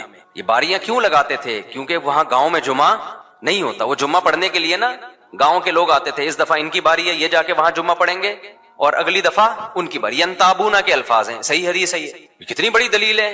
حالانکہ ظہر کی نمازیں تو وہ باریاں لگا کے نہیں پڑھنے آ رہے نبی کے پیچھے، فجر کی نمازوں میں باریاں نہیں لگا رہے، عصر کی نمازوں میں باریاں ان کو پتہ یہاں ہو جاتی ہے، جمعے میں باریاں لگا رہے ہیں وہ.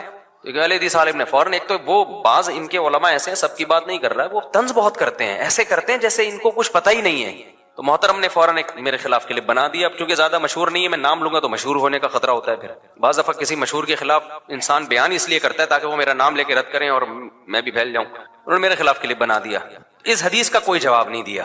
کتنی بڑی دلیل ہے یہ. جواب یہ دیا کہ فلاں حدیث میں ملتا ہے کہ بحرین میں ایک گاؤں تھا جہاں جمعے کی نماز ہوتی تھی. لوگوں نے کہا کہ سب کے کمنٹس ان کے حق میں کہ یار زبردست جواب دے. یہ تو آپ ہماری قوم کی سینس ہے، کوئی پوچھنے والا نہیں ہے کہ مکہ مدینہ سے ٹاپتے ٹاپتے آپ پہنچے کہاں؟ بحرین. جبکہ دیگر روایات سے پتہ چلتا ہے کہ وہ گاؤں نہیں تھا، قصبہ کبیرہ تھا، بہت بڑی آبادی تھی. وہ قریہ کبیرہ ہونا، یہ بڑا قصبہ، وہ بھی شہری کے حکم میں ہے. یہ تو خود اس بات کی دلیل ہے کہ اگر بحرین کے کسی گاؤں میں ہو رہا ہے اور بیچ کا کوئی گاؤں آپ کو ایکسپلین کرنے کے لیے نہیں ملا تو یہ تو ہماری دلیل ہے. اس کی علامت ہے کہ واقعی نبی کے دور میں گاؤں میں جمعہ نہیں ہوتا تھا. اور اللہ نے بتا دیا کہ اے نبی آپ نے ابراہیم کا واقعہ بھی ان کو سنایا اور بہت ساری باتیں، توحید کے دلائل، اللہ کی نعمتیں بھی بیان کر دی. تو اب اے مخاطب تو یہ نہ سمجھ کے اللہ یہ ساری نصیحتیں معاذ اللہ ہوائی کر رہا ہے، نتیجہ کچھ بھی نہیں نکلے گا. ان کو سن کے بھی لوگ ایمان نہ لائیں اور ظالم اپنے ظلم میں لگا رہے تو یہ ہرگز مت سمجھو کہ اللہ ان ظالموں سے غافل ہے، کیونکہ مہلت تو مل رہی ہے، نظر آ رہا ہے کہ فوراً ہلاک نہیں ہو رہے. آج بھی دنیا میں بڑے بڑے ظلم ہو رہے ہیں، شرک بھی ہے، کفر بھی ہے، قتل بھی ہے، چوری بھی ہے، ڈکیتی بھی ہے، زنا بھی ہے، ہومو سیکسولیٹی بھی ہے، اور کیا کیا قوانین پاس ہو رہے ہیں دنیا میں. کس قدر فساد ہو رہا ہے، غریب کا کیسے خون نچوڑا جا رہا ہے اور کیسے بڑی طاقتیں چھوٹی طاقتوں کو اور بدحالی کی طرف لے کے جا رہی ہیں. امیر کیسے غریب کا گلا دبا رہا ہے، گھروں میں کیسی فتنے، ظلم، یتیموں کی کیسی وراثت کھائی جا رہی ہے. تو ان تمام نافرمانوں کے بارے میں اللہ نے کیا فرمایا؟ وَلَا تَحْسَبَنَّ اللَّهَ، اے غافل تو اللہ کو، اے مخاطب تو اللہ کو ہرگز نہ سمجھنا غافل عَمَّا يَعْمَلُ الظَّالِمُونَ، اس کام سے جو ظالم لوگ کر رہے ہیں. ظلم کی جتنی بھی نوعیتیں سب اس میں آ گئے. سب سے بڑا ظلم تو شرک ہے، اس کے علاوہ بھی جتنے ظلم ہیں سب اس میں آ گئے. اللہ کو غافل نہ سمجھنا. سوال پیدا ہوتا ہے پھر فوراً دنیا میں عذاب کیوں نہیں آتا؟ نافرمان تو پھلتے پھولتے ہیں. انما یؤخرہم، اللہ تو ان کو صرف اس وجہ سے مؤخر کر رہا ہے لیوم، ایک ایسے دن کے لیے تشخص فیہ الابصار، جس دن نگاہیں پھٹی کی پھٹی رہ جائیں گی، کھلی کی کھلی رہ جائیں گی. مہطعین، دوڑے جا رہے ہوں گے یہ لوگ حساب و کتاب کی طرف. مقنعی رؤوسہم، اور خوف سے ان کے سر اٹھے ہوئے ہوں گے، حیرانگی سے نا سر اٹھے ہوئے دیکھ رہے ہوں گے کہ ہم کہاں جا رہے ہیں. لا يرتد الیہم طرفهم، اور خوف کا یہ عالم ہوگا کہ پلک جھپکنا بھی ان کے لیے مشکل ہوگا، ایسے مارے حیرت کی آنکھیں کھلی ہوئی ہوں گی۔ وافئدتهم ہوا، یہ تو ان کی ظاہری حالت ہے، اور دل کی حالت کیا ہوگی کہ وہ عقل سے اور شعور سے عاری ہو چکے ہوں گے، خوف کی وجہ سے خالی ہو چکے ہوں گے۔ اور اے نبی وانذر الناس، آپ ڈرائیں لوگوں کو، یوم یاتیہم العذاب، اس دن سے جس دن عذاب آئے گا، فیقول الذین ظلموا، تو ظالم کیا کہے گا، ربنا، اے ہمارے رب، اخرنا الی اجل قریب، ہمیں تھوڑے دنوں کی تو مہلت دے دے، نجب دعوتک، کیا ہم سائنسی ترقی کریں گے، یا ہم سائنس اور ٹیکنالوجی کے میدان میں جتنا آگے بڑھے ہوئے تھے اس سے بھی آگے بڑھ جائیں گے؟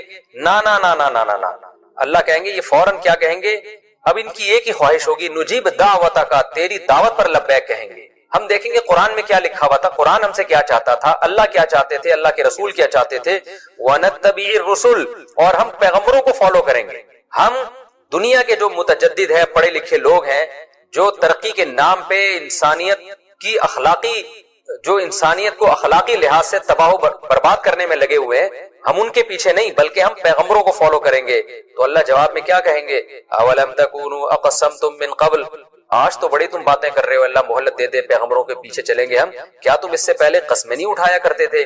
ما لکم من زوال، تم تو ترقی یافتہ لوگ ہو، تمہیں تو زوال ہو ہی نہیں سکتا، یا آج کیسے تم نے مان لیا کہ تم زوال کا شکار ہو، لہذا ہم سے مہلتیں مانگ رہے ہو۔ وَسَكَنْتُمْ فِي مَسَاكِنِ الَّذِينَ ظَلَمُوا، اور ہم نے عقلی دلائل تو بہت رکھے تھے، ہم نے ایسی بستیوں کے نشانات بھی چھوڑے تھے جن کے پاس تم گزر کے دیکھتے خدا نے ان کو کیسا تباہ و برباد کیا ہے۔ وَسَكَنْتُمْ فِي مَسَاكِنِ الَّذِينَ ظَلَمُوا أَنفُسَهُمْ، اور تم ان بستیوں میں بھی رہے ہو، ان لوگوں کی بستیوں میں گزرے ہو، وہاں ٹھہرے ہو، قیام کیا تم نے، جنہوں نے اپنی جانوں پر ظلم کیا تھا۔ وَتَبَيَّنَ لَكُمْ كَيْفَ فَعَلْنَا بِهِمْ، اور تمہارے سامنے واضح ہو گیا تھا ہم نے ان کے ساتھ کیسا سلوک کیا ہے۔ وَضَرَبْنَا لَكُمُ الْأَمْثَالَ، اور ہم نے قرآن میں تمہارے لیے ان کی مثالیں بھی بیان کی تھی، قوم نوح کے واقعے بیان کیے، قوم سمود کے واقعے بیان کیے، قوم عاد کے واقعے بیان کیے، قوم لوط کے واقعہ بیان کیا، اتنی ساری ہم نے واقعات کی مثالیں تمہارے سامنے بیان کی تھی، اس کے بعد بھی تمہیں عقل نہیں آئی، لیکن پھر بھی یہ اسلام کے خلاف تدبیروں میں لگے رہے۔ تو قرآن پیغمبر کو اور جس ہر زمانے میں جو بھی دین کی دعوت کا کام کر رہے ہیں ان سب کو تسلی دیتا ہے، وَقَدْ مَكَرُوا مَكْرَهُمْ، تحقیق انہوں نے اپنا مکر کر لیا ہے، وَعِنْدَ اللَّهِ مَكْرُهُمْ، لیکن تسلی رکھو اللہ کے علم ہے ان کا مکر، یہ کیا کچھ کر رہے ہیں اللہ کو معلوم ہے۔ وَإِنْ كَانَ مَكْرُهُمْ لِتَزُولَ مِنْهُ الْجِبَالُ، اور مکر بھی ان کا کمزور نہیں ہے، ایسا مکر ہے کہ اگر پہاڑوں پہ وہ چل جاتا تو پہاڑ اپنی جگہ سے ہل جاتے۔ یہ بلاغت ہے سمجھانے کے لیے کہ ایسے ایسے مکر انہوں نے کیے ہیں، لیکن فَلَا تَحْسَبَنَّ اللَّهَ، بس اے مخاطب تو پریشان مت ہو، تو دین کی دعوت میں اور دین پر چلنے میں لگا رہے، توحید پر قائم رہے، کیوں؟ بس تو ہرگز اللہ کو غافل، اللہ کو یہ نہ سمجھ، مخلف وعدہ رسولہ، کہ اس نے اپنے پیغمبروں سے جو وعدے کیے ہیں جنت اور جہنم کے، اللہ ان وعدوں کی خلاف ورزی کرے گا؟ نا نا نا نا، اللہ ایسا نہیں کرے گا۔ کیوں؟ اللہ کی تو صفت ہے، ان اللہ عزیز، وہ ہر چیز پر غالب بھی ہے، جو چاہے کر سکتا ہے، ذو انتقام، انتقام لینا بھی اس کی صفت ہے۔ تو اللہ جب ایسے وعدے کر رہا ہے جو اللہ ہی کی فطرت ہے تو ان وعدوں کی خلاف ورزی کیوں کرے گا؟ یوم تبدل الارض غیر الارض، یہ وعدے اس دن پورے ہوں گے جس دن زمین کو تبدیل کر دیا جائے گا دوسری زمین سے، کیونکہ حدیث میں آتا ہے کہ جب سور پھونکا جائے گا نا تو یہ زمین آسمان سب برباد ہو جائیں گے، تباہ ہو جائے گا، پورا کائنات کا نظام تباہ ہو جائے گا، پھر دوسرے سور میں اس نظام کو اللہ دوبارہ بحال کریں گے۔ تو یہ زمین ٹوٹ کے جو نئی زمین بنے گی اس کو اللہ تعالیٰ اس زمین کو دوسری زمین سے تشبیہ دے رہے ہیں کہ اس زمین کو اللہ نئی زمین سے تبدیل کر دیں گے۔ تو وہ نئی کا مطلب ضروری نہیں کہ بالکل ہی مادہ ہی الگ ہوگا، ہو سکتا ہے یہی والی زمین ہو، لیکن چونکہ ٹوٹ کے تباہ ہو کے دوبارہ ریپیئرنگ ہوگی، اس کی دوبارہ بنے گی، تو اس لیے اس کو نئی زمین سے اللہ نے تعبیر کر دیا ہو، اور یہ بھی ممکن ہے کہ اللہ کوئی نئی زمین قائم کر دیں، اس کا علم اللہ کے پاس ہے۔ والسماوات، اسی طرح آسمان بھی تبدیل کیے جائیں گے۔ وبرزوا للہ الواحد القہار، اور یہ سارے کے سارے لوگ اس اللہ کے سامنے کھڑے ہو جائیں گے جو ہر چیز پر، جو اکیلا بھی ہے، ہر چیز پر غالب بھی ہے۔ وَتَرَى الْمُجْرِمِينَ، اور اے مخاطب تو اس دن مجرمین کو دیکھے گا، یومئذ، جس دن ایسا ہوگا یعنی میدان حشر قائم ہوگا، مُقَرَّنِينَ فِي الْأَصْفَادِ، کہ یہ زنجیروں میں جکڑے ہوئے ہوں گے، سَرَابِيلُهُم مِّن قَطِرَانٍ، آگ کے کرتے پہنے ہوئے ہوں گے انہوں نے۔ ظاہر ہے آگ کا تو کرتا نہیں ہوتا، یعنی کرتا جیسے پورے جسم کو ڈھانپ لیتا ہے، ایسے آگ نے ان کے جسموں کو ڈھانپا ہوا ہوگا۔ وَتَغْشَى وُجُوهَهُمُ النَّارُ، اور آگ ان کے چہروں کو بھی ڈھانپے گی۔ لِيَجْزِيَ اللَّهُ كُلَّ نَفْسٍ مَا كَسَبَتْ، تاکہ جس نفس نے بھی جو برائی کی ہے نا اس کو اس کا بدلہ مل جائے۔ بس اللہ کو ایک، اللہ کی عادت ہے کہ چھوڑے گا نہیں اللہ تعالیٰ، جو دنیا میں ظلم کر رہا ہے. دیکھیں اس دنیا میں کیسے کہ آج لبرل لوگ، ایتھیسٹ لوگ کتنے آرام سے کہہ دیتے ہیں کہ کوئی حشر نہیں ہے، کوئی جنت جہنم نہیں ہے، اللہ کو کیا پڑی کہ جہنم میں ڈالے لوگوں کو. وہ یہ نہیں دیکھتے کہ اس دنیا میں 100 انسانوں کے قاتل بھی گزرے ہیں، اس دنیا میں لاکھوں انسانوں کو قتل کرنے والے بھی گزرے ہیں. اس لیے اللہ فرماتے ہیں لیجزی اللہ کل نفس ما کسبت. یہ کیسے ہو سکتا ہے کہ جو مرضی بدماشی کرتے رہو اللہ ایسے ہی چھوڑ دے. اسی طرح دوسرے مقام پہ آتا ہے سورہ قلم میں، ام نجعل المتقین کالفجار. مار کے اگر ہم نے مٹی کر دینا ہے سب کو، اس کا مطلب جو اچھا کر کے جا رہا ہے اس کا انجام بھی مٹی، اور جو برا کر کے جا رہا ہے اس کا انجام بھی مٹی. تو کیا دونوں کو ہم برابر کر دیں؟ ایسا کیسے ہو سکتا ہے؟ یہ تو اللہ پہ بہت بڑا الزام ہے. تو اس لیے اللہ کہتے ہیں یہ ایسی سخت سزا اس لیے ہوگی لیجزی اللہ کل نفس ما کسبت، کہ جس نفس نے بھی جو برائی کمائی ہے اس کو اس کا پورا بدلہ مل جائے. ان اللہ سریع الحساب، بہت جلد اللہ حساب لینے والا ہے. اب اللہ نے سورت کا اختتام ایک خلاصے کے طور پر کیا کہ دیکھو ہم نے اپنی طرف سے توحید کے دلائل بھی دے دیے، پیغمبر کی رسالت کے دلائل بھی، اسلام کے برحق ہونے کے دلائل بھی، اور جو اس پر چلے گا اس کو کیا ثواب ملے گا، جنت، اور جو اس کی مخالفت کرے گا اس کے لیے کیسی جہنم کی آگ ہے. سب کچھ ہم نے بیان کر دیا. اس بیان کو اللہ نے فرمایا ھذا بلاغ للناس، یہ ساری دنیا کے سارے انسانوں کے لیے بلاغ ہے، یعنی ہماری طرف سے پیغام کا پہنچا دینا ہے. ہم نے حجت تمام کر دی. وَلِيُنذَرُوا بِهِ، تاکہ لوگوں کو اس بلاغت کے نتیجے میں علم بھی حاصل ہو، اور تاکہ ان کو اس کے ذریعے ڈرایا جائے. کیا مطلب؟ یہ ہم نے جو یہ نازل کیا کلام، اب اس کے ذریعے قیامت تک لوگوں کو ڈرایا جاتا رہے گا. جب پڑھیں گے تو ان کو احساس ہوگا اور غفلت کے پردوں سے باہر نکلیں گے. وَلِيَعْلَمُوا أَنَّمَا هُوَ إِلَٰهٌ وَاحِدٌ، اور اس کا بڑا مقصد کیا ہے کہ لوگوں کو یقین آ جائے کہ الہ صرف ایک ہی ہے، معبود ہے، اور وہ کیا ہے؟ ایک ہے، تاکہ صرف اسی کی اطاعت کریں جو قرآن کا اصل مقصود ہے. وَلِيَذَّكَّرَ أُولُو الْأَلْبَابِ، اور تاکہ عقل مند لوگوں کو نصیحت حاصل ہو. عقیدے کے معاملے میں بھی، عمل کے معاملے میں بھی وہ قرآن کے علاوہ کسی اور کو فالو نہ کریں. یہ جی سورت کا اختتام ہوا، اور 13ویں پاری کا بھی اختتام ہوا، اور بڑا اللہ کی طرف سے ایک جلالی قسم کا اختتام ہے اس سورت کا. اور حقیقت یہ کہ ان آیتوں کو سننے کے بعد ذرہ برابر بھی دل میں ایمان کی رمق ہو، عقل ہو، تو انسان کام جاتا ہے اور اپنی بدعملی کو صحیح کرنے کی کوشش میں لگ جاتا ہے. تو یہ سورہ ابراہیم کا رکوع ہمارا الحمدللہ کمپلیٹ ہوا، اور اس رکوع کا خلاصہ بھی یہی ہے کہ اس سے پہلے والے تو ابراہیم علیہ السلام کی دعائیں ہیں، اور ابراہیم علیہ السلام کے جو مکہ کے لیے دعائیں، اس میں تو میں نے پہلے بتا دیا کہ مشرکین مکہ کے لیے بڑی عبرت کی بات ہے. اور اس نئے رکوع میں اللہ تعالیٰ نے آخرت کی ہولناکیوں کا تذکرہ کیا. اس میں موٹیویشن ہے ہر اس شخص کے لیے جو اچھے کام میں لگا ہوا ہے اور ظالم اسے تنگ کرتا ہے.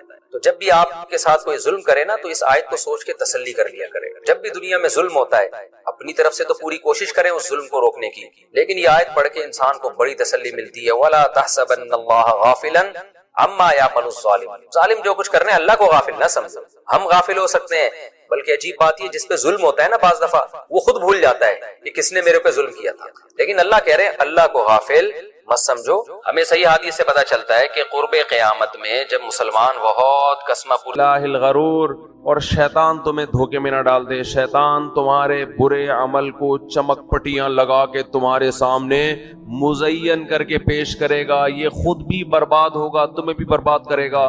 کتنے وعدے اللہ کر رہا ہے.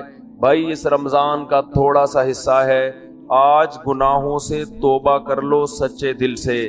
اے اللہ جو نماز کو قضا کرتا ہے، اے اللہ آئندہ زندگی میں کبھی نماز قضا نہیں ہوگی. دیکھو نماز کا معاملہ اتنا ہلکا نہیں ہے جتنا ہم سمجھتے ہیں. ہمارے ہاں نمازی بھی بے نمازی ہیں. بہت افسوس کے ساتھ کہنا پڑتا ہے، جو نماز پڑھتا ہے اس نے نماز کو بالکل اینڈ میں رکھا ہوا ہے، سب سے آخر میں. سارے کاموں سے فارغ ہوگا تو نماز ہو جائے گی. سفر میں نماز قضا کر دیتے ہیں، بیماریوں میں نماز قضا کر دیتے ہیں. ہم نے نمازی لوگ دیکھے ہیں بستر پہ پڑے ہوئے نماز نہیں چھوڑتے، آپریشن تھیٹر میں نماز نہیں چھوڑتے. نمازی عورتیں بچے کی ولادت سے پہلے نماز نہیں چھوڑتی. وہ آپریشن تھیٹر میں ہوں گی، ان کو فکر ہوگی کہ نماز کا وقت کہیں ضائع نہ ہو جائے. اس کو نماز کہتے ہیں، اس کو نمازی کہتے ہیں.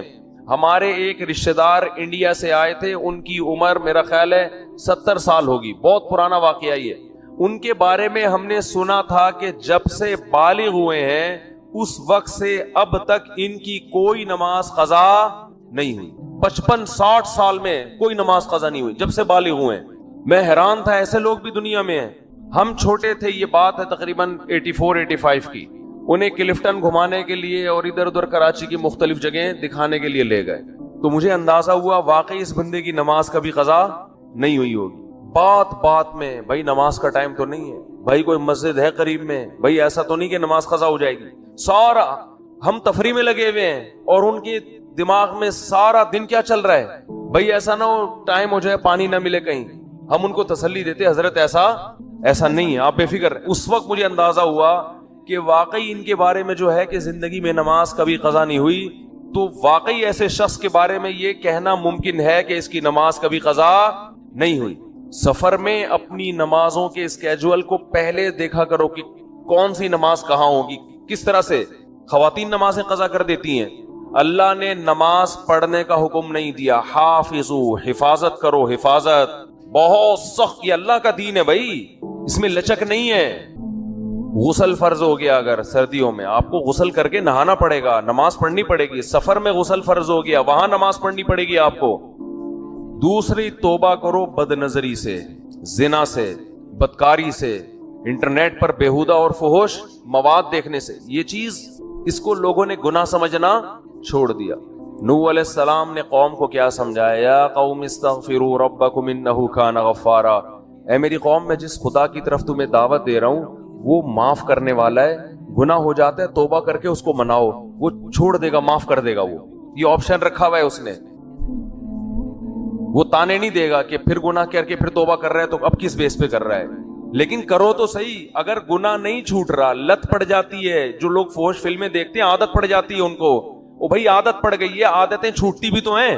جس طرح کوئی کام کنٹینیو کرنے سے کام کرنے کی عادت پڑتی ہے, چھوڑنے سے چھوڑنے کی عادت پڑ جاتی ہے. ہمت تو کرو, پھر بھی ہوتا ہے تو توبہ تو کرو, ہاتھ پہ ہاتھ رکھ کے بیٹھو تو نہیں. جو آدمی فحش فلمیں دیکھتا ہے اور توبہ کرنا چھوڑ دی اس نے, اس کا مطلب وہ جہنم کی آگ میں جانے پر راضی ہو گیا ہے, وہ مطمئن ہو گیا کہ اب بس میں نہیں بچ سکتا. بھائی وہ آگ ہم سے برداشت نہیں ہوتی. 100 دفعہ یہ گناہ ہوتا ہے, 100 دفعہ اللہ کو مناؤ, اللہ اب نہیں کروں گا, پھر ہو گیا پھر مناؤ, اور اللہ سے یہ کہو کہ اللہ میں عادت سے مجبور ہو کے گناہ کرتا ہوں مگر میں جہنم کی آگ برداشت نہیں کر سکتا. اس وقت تک اس کو مناؤ جب تک وہ معاف نہ کر دے. اللہ تیار ہے. ایک بزرگ نے کہا کہ ان کے پاس غالباً ڈاکٹر عبدالحی صاحب رحمۃ اللہ علیہ تھے کہ حضرت میں گناہ کرتا ہوں پھر توبہ کرتا ہوں پھر ہو جاتا ہے گناہ, نہ چاہتے ہوئے بھی ہو جاتا ہے, پھر توبہ کرتا ہوں پھر ہو جاتا ہے. فرمایا کوئی بات نہیں, اگر متقی لوگوں میں شمار نہ ہوا اللہ توبہ کرنے والوں میں شامل کر لے گا. کیا کہتا ہے, ان اللہ یحب التوابین ویحب المتطہرین. اللہ کو جیسے پرہیزگار لوگوں سے محبت ہے, توبہ کرنے والوں سے بھی محبت ہے. تعلق تو قائم رکھو, تعلق ہی ختم کر دیا آپ نے. توبہ ایک ایلفی ہے جو ٹوٹے ہوئے تعلق کو جوڑ دیتی. اللہ چاہتے ہیں مجھ سے رابطہ میں تو رہو. آپ جب کسی کو بھیجتے ہیں سفر میں, کوئی ٹینشن ہو بھائی رابطے میں رہنا, ہر تھوڑی دیر میں اطلاع دیتے. ماں باپ کو ہوتا ہی نا فکر, بھائی جس حالت میں بھی ہو اطلاع ضرور, اگر سکون میں بھی ہو اطلاع ضرور دینا. اللہ کہتے ہیں جس کنڈیشن میں بھی ہو, گناہ میں ہو یا نیکی میں, تعلق مجھ سے ختم نہیں کرنا. رابطہ اگر گناہ ہے تو میرے سامنے بیان کرو, میرے سامنے بیان کرو, اے اللہ میں تیرا بندہ ہوں, مجھ سے یہ گناہ نہیں چھوٹتا. اللہ کو اچھا لگتا ہے یہ کہنا, اے اللہ میں قوم لوط کی طرح اکڑتا نہیں ہوں کہ لوط علیہ السلام سے کہنے لگے کہ اگر آپ اس گناہ پہ راضی نہیں ہو تو علاقہ چھوڑ کے نکل جاؤ. اے اللہ میں ایسا نہیں ہوں, میں فخر نہیں کر رہا اپنے جرم پر, مجھے اس جرم کی عادت پڑ گئی ہے, مجھے اس برائی کی عادت پڑ گئی ہے. اے اللہ مجھے اپنے غصے پہ قابو نہیں ہے, ماں باپ کے سامنے چیخنے لگتا ہوں, مجھے عادت پڑ گئی ہے. تو باغی نہ بنو, اللہ کے سامنے اپنے ہاتھ اٹھا کے اپنے جرم کا اقرار کر. اے اللہ میں تیرا بندہ ہوں, تو مجھے سیدھے راستے پہ چلا. حدیث میں کتنی پیاری دعا آئی, یا حیو یا قیوم برحمتک استغیث اصلح لی شانی کلا ولا تکلنی الی نفسی طرفۃ عین ولا اقل من ذلک. اے وہ ذات جو زندہ ہے, ہر چیز کو تھامنے والا ہے, میں تیری رحمت کی بھیک تجھ سے مانگتا ہوں, میری حالت کو درست کر دے, مجھے گناہ چھوڑنے کی توفیق دے دے. ولا تکلنی الی نفسی طرفۃ عین, مجھے میرے حوالے نہ کر. اے اللہ مجھے میرے ہاتھوں میں. دیکھو چھوٹا بچہ ہوتا ہے نا, جب سفر چل رہا ہوتا ہے ڈر ہوتا ہے گاڑی کے نیچے نہ آ جائے, گٹر میں نہ گر جائے, یہ نہ ہو جائے وہ نہ ہو جائے, تو ماں باپ کسی کے حوالے بچے کو کرتے ہیں کہ بھئی بچے کو بچے کے حوالے نہیں کیا جائے گا، بچہ کسی بڑے کے ہاتھوں میں ہوگا تو محفوظ. تو انسان اللہ کے سامنے جرم کا اعتراف کرے، اے اللہ میں کمزور ہوں، تو مجھے میرے حوالے نہ کر. کتنی دیر کے لیے حوالے نہ کر؟ طرفت عین، اے اللہ 24 گھنٹے میں ایک پلک جھپکنے میں جتنا ٹائم لگتا ہے نا، اتنے ٹائم کے لیے بھی تو مجھے میرے حوالے نہ کر. ولا اقل من ذالک، اس سے کم ٹائم کے لیے بھی تو مجھے میرے حوالے نہ کر، کیونکہ اگر تو نے مجھے میرے حوالے سیکنڈ کے کروڑویں حصے کے لیے بھی کر دیا تو مجھے اپنے اوپر اعتماد نہیں ہے، میں اس میں تیری نافرمانی کروں گا، میں اس میں اپنی جان پر ظلم کروں گا. 24 گھنٹے تو مجھ پر گرفت رکھ. یہ نبی نے ہمیں دعائیں سکھائی ہیں، یہ گناہگاروں کے لیے دعائیں ہیں جن سے گناہ نہیں چھوٹتے. وہ اللہ سے مانگیں کہ اللہ تو مجھے میرے حوالے نہ کر، تعلق تو قائم رکھے میرے بھائی. اور کیا دعا سکھائی؟ خذ بناصیتی الی البر والتقوی، اے اللہ میں سیدھے راستے پہ چلنا چاہوں نہ چاہوں، تو مجھے پیشانی کے بالوں سے پکڑ کے سیدھے راستے پہ گھسیٹ لے. جیسے کسی ڈاکٹر کے پاس آپ جاتے ہیں نا، انجیکشن لگانے کی تکلیف ہو رہی ہے اور لگانا ضروری بھی ہے، آپ کہتے ہیں بھائی رسیوں سے باندھ کے میرے انجیکشن ٹھوک دو، لگا دو انجیکشن، کہتے ہیں کہ نہیں کہتے؟ میری پرواہ نہیں کرو. تو بھائی اس رمضان میں ہمت کر کے گناہوں سے توبہ کر لو. اور دیکھو یہ بات میں بہت کم بیانات میں کہتا ہوں کیونکہ یہ جرم پھیل گیا ہے. داڑھی کٹانا یہ بھی تغییر خلق اللہ ہے، اللہ کی تخلیق کو بدلنا ہے. اللہ کو داڑھی کٹا ہوا مرد پسند بولو نا بھائی، یہ آپشنل نہیں ہے، یہ تو اب ہو گیا کیونکہ اتنے لوگ اب انگریزوں کو دیکھ دیکھ کے داڑیاں کاٹنا شروع کر دیں تو ہمارے کلچر کا حصہ بن گئی یہ چیز. نبی نے حکم دیا ہے اعفوا اللحى وقصوا الشوارب، فرمایا داڑھی کو بڑھاؤ. میں نے خود اپنی آنکھوں سے یہودی دیکھے بڑی بڑی داڑھیوں والے، بڑے ماڈرن یہودی، بڑے ترقی یافتہ، لیکن داڑھی اتنی بڑی. بہت سے یہودی دیکھے، کیوں؟ اتنی تحریف کی ہے یہ تورات اور انجیل میں، اس کے باوجود آج بھی تورات سے وہ داڑھی والی آیتیں نہیں نکال. آج بھی تورات میں لکھا ہے کہ اللہ نے موسیٰ کو کوہ طور پہ بلا کے کہا کہ اپنی قوم سے کہہ دیں کہ داڑیاں مت کاٹیں، کہہ دیں اپنی قوم سے. کتنی تحریف کی نا اپنے مذہب میں انہوں نے، لیکن وہ بھی غامدی کی طرح، غامدی جیسے نہیں بن سکے کہ داڑھی نکال دیں اسلام سے اور کہیں وہ تو کلچر کا حصہ تھی. اللہ کوہ طور پہ حضرت موسیٰ کو بلا کے کلچر کی وجہ سے کہے گا کہ داڑیاں رکھواؤ ان کو. اور کتنا بڑا اللہ کا حکم ہے. اللہ ایسا ہی نہیں کہہ رہا، کوہ طور پہ موسیٰ کو بلا رہا ہے، کلیم اللہ کو. سارے پیغمبروں نے داڑیاں رکھی ہیں، سارے صحابہ نے داڑیاں رکھی ہیں. تو غامدی صاحب نے آ کے داڑھی کا انکار کر دیا. فیصلہ کر لو، ایک طرف صحابہ ہیں، ایک طرف پیغمبر ہیں، ایک طرف تورات ہے، ایک طرف قرآن ہے. قرآن صراحتاً داڑھی کا ذکر نہیں کرتا، لیکن وہ یہ کہتا ہے کہ شیطان نے کہا تھا کہ میں لوگوں کی فطرت تبدیل کروں گا. اللہ نے عورت کو چہرے پہ بال نہیں، عورت کو سر پہ بال دیے ہیں. کتنے بڑے بال عورتوں کے ہوتے ہیں، اس کے لیے بال موڑنا جائز ہے عورت کے لیے؟ بولو نا بھائی. اب انگریزوں میں اگر فیشن آ جائے خواتین گنجی گھومنا شروع کر دیں تو کیا اس کی ہم پرمیشن دے دیں گے عورت سر پہ بلیڈ پھیر لے؟ جیسے اس کی اجازت نہیں ہے ایسے ہی مرد کو چہرے پہ بلیڈ لگانے کی اجازت بولتے کیوں نہیں بھائی؟ تو رکھ لو بھائی ہمت. بڑھاپے کا انتظار کر رہے ہو؟ توبہ تو جوانی میں ہوتی ہے، کچھ بھی نہیں ہوگا اس سے. تھوڑا بہت لوگ ملا ملا کریں گے، بھائی یہ کہنے والے بھی مر جائیں گے، آپ بھی مر جاؤ گے. اور داڑھی رکھنے سے کوئی ملا نہیں بن جاتا. کتنے فوج کے بڑے بڑے آفیسرز ہیں جن کی بڑی بڑی داڑھی ہیں، کیا وہ ملا ہیں؟ کتنے بڑے بڑے سائنٹسٹ ہیں. یہ جو ایٹامک انرجی میں جو سائنسدان ہیں، جامعۃ الرشید آئے تھے تو اتنی بڑی بڑی داڑیاں ان کی. بھائی داڑھی رکھ کے آپ سائنسدان بھی بن سکتے ہو، آپ ڈاکٹر بھی بن سکتے ہو، آپ آفیسر بھی بن سکتے ہو، زیادہ اچھے بنو گے آپ، روب ہوگا آپ کے چہرے پہ. تو ہمت کر لو.